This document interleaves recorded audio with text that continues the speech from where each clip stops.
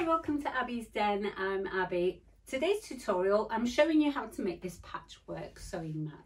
The patchwork sewing mat has pockets for your tools, but it's also got an extra big pocket to catch all your trims. Now I've used the Singer SO10L to make the patchwork, but then I've done some sewing on the sewing machine and hand quilted the binding on there. I'll show you how to make that in a moment, but before we move on to that, today's giveaway is this wonderful sewing box from Hobbygift. It's filled with some goodies from Milward and Trimits, so thank you to those guys. So if you would like to win this, what you need to do is be a subscriber of Abby's Den and just comment below with an orange heart. If you haven't got an orange heart, just write the words orange heart. And then in the week, you need to keep your eyes peeled on Instagram, where I will announce the winner. So you probably need to subscribe to Abby's Den on Instagram too to see who won. And just to let you know who won the Haunted House sewing machine, it was the lovely Hayley B from Shropshire. Right, so thank you to everybody who entered that last competition. Keep your eyes peeled because you could win some amazing prizes. So the way we'll do this is attach each square to the next one. And then once we've got all the rows, we'll attach all the rows. So when you set up your machine, make sure it's clean and it's set at factory settings. So all my tensions are at 3, differential feed is at 1, and my stitch length is at 3. My knife setting is also at factory setting of 3.5. So grab a couple of pieces and do a sample test. What you want to see is a good overlock finish, and you want to see the top loopers on the top. So that's my top looper, which is pink, and my lower looper is orange, and I only want to see orange on the bottom. And on the edge, I want to see where the orange and the pink lock together. And when I open the two pieces, I shouldn't be able to see any stitches. Now when I pull hard, and I will press this, pulling hard, I can see stitches. So that's my needle, and I've got 2 needles in, so that's going to be the furthest needle, which is my left needle. So I'm going to turn that up, make it tighter.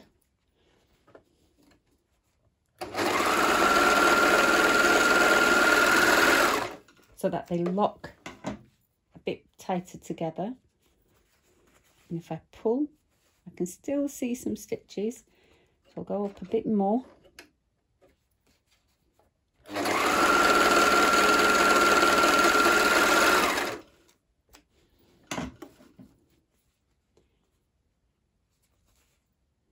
There we go. That's much better. If I'm pulling so hard that I can see my fabrics tearing, I'm pulling too hard.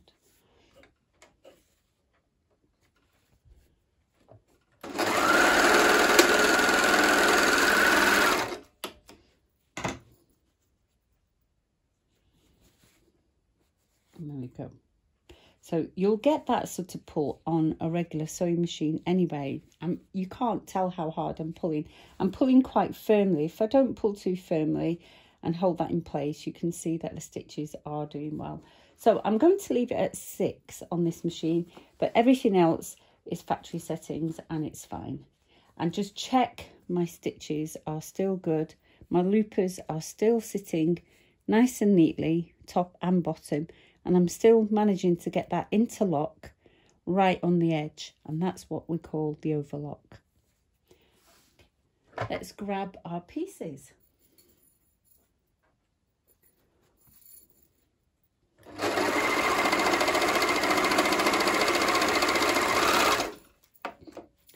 Now let me give you a top tip. So I place the fabric like that in the machine, and you can tell because on the bottom I can see Y's, okay? So that means when I put these back on the table, what I want to do is make sure I stitch in the same pattern so that I don't have a problem when I'm putting it all together. So that's the bottom, which means this has to go underneath. So when I stitch, this will go into the machine on the top. If you want to use pins, do, but place them far away from the edge so you're not having to pull them out, and you won't have the danger of cutting them with your knife. Alright, so when I place this back like this, in the order it came, this piece was on top of the piece before it. So when I sew, I need to put the next piece on top of this piece and sew it like this.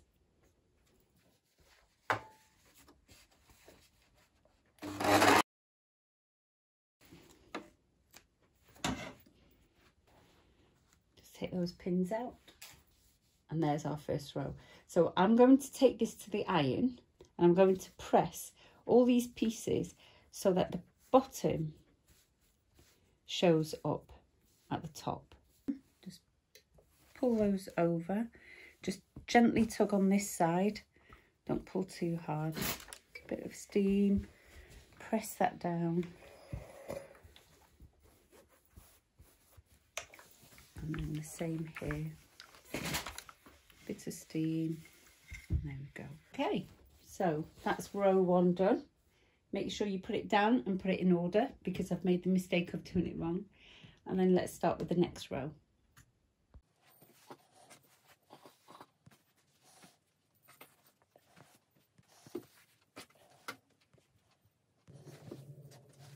Right, so once you've got all them down, what we're going to do is we're going to bring these down on top of the row before.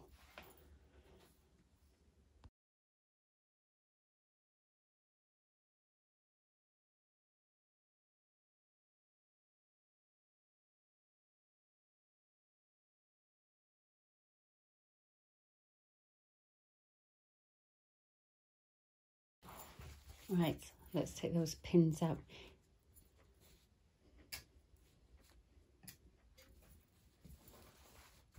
Make sure you get it the right way round. There we go.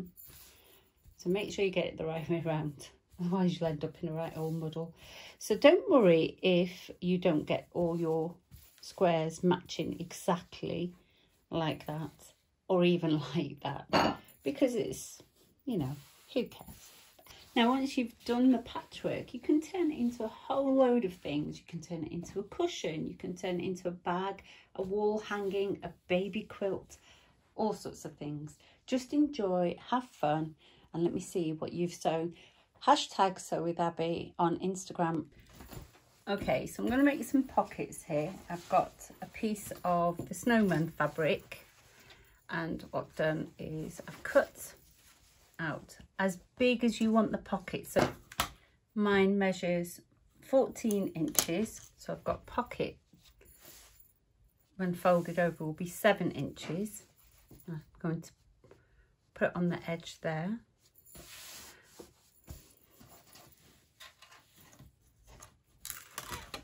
I'll cut that away.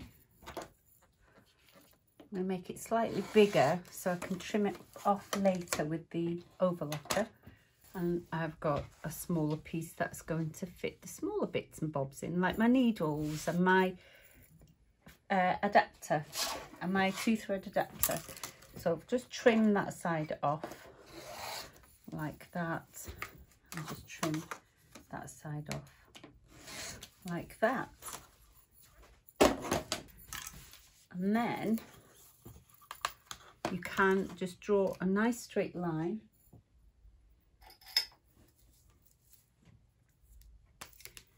going all the way down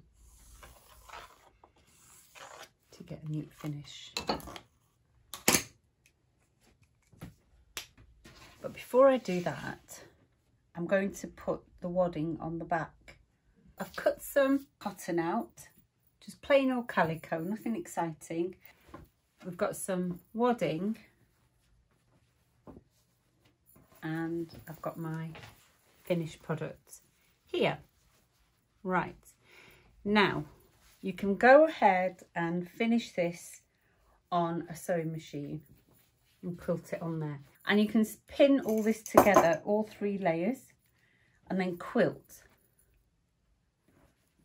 So keep all the layers pinned together.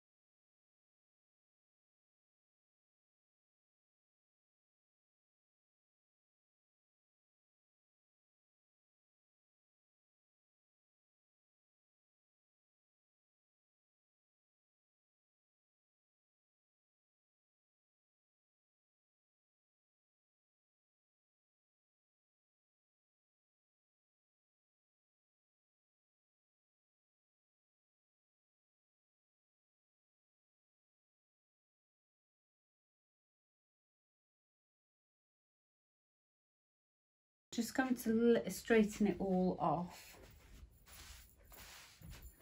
We'll get a nice, neat, square finish.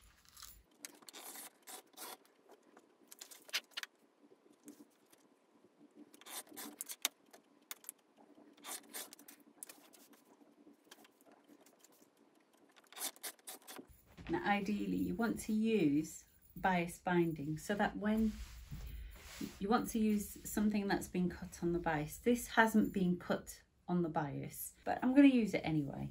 So I'm going to get the serger and serge all the way around, and then I'm going to go round again and again.